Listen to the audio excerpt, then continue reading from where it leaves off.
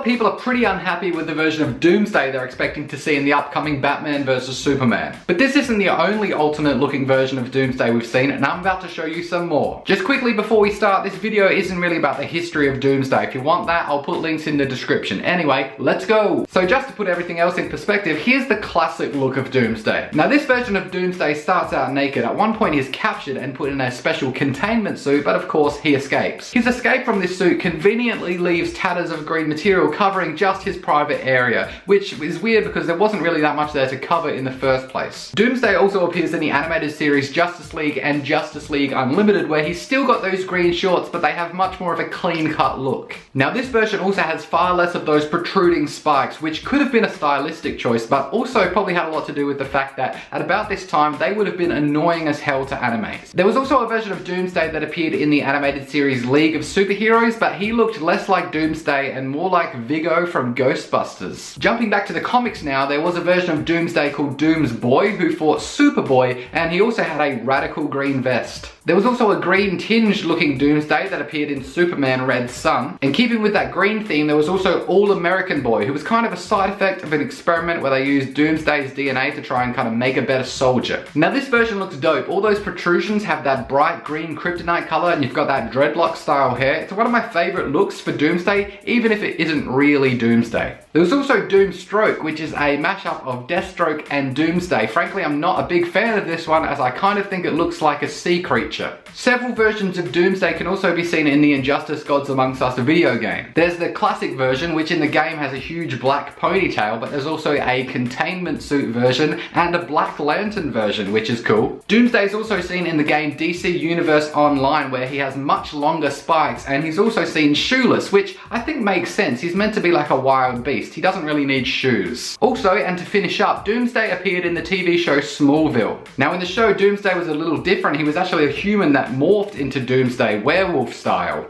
Now because he was played by an actual person in a real suit, he was probably much smaller than other versions of Doomsday in the comics. Also, his skin was a lot darker, and another bit of trivia that not many people know, he creeps me out. So bad. So that's all the versions I'm going to talk about for now. I know for a fact that I missed a bunch of them. You can leave them in the comments if you want. Also, go into the comments and let me know, what was your least favorite version of Doomsday and why was it Doomstroke? I'll leave you with some more videos similar to this one. Peace out.